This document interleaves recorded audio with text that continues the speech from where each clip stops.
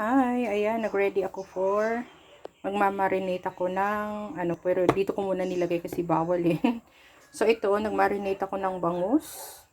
So pag nagmamarinate ako ng bangus, I only put garlic, paminta, asin at saka suka. Yung suka na gamit ko is yung organic. And bakit hindi ako naglalagay ng toyo? Kasi yung toyo, pag piniprito mo na siya, mangingitim siya. So, ayan, ganyan ako as simple as that.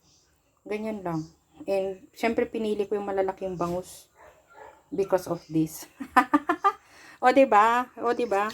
Masarap kasi yung taba. And, inaano ko talaga siya. Nilalagay ko yun. Diba? So, yan. Ganyan lang ako mag-marinate. And, syempre, anuhan na natin yan ng mga partner natin, mga foodie, whatever it is na pwede natin i-pair sa kanya. Thank you so much.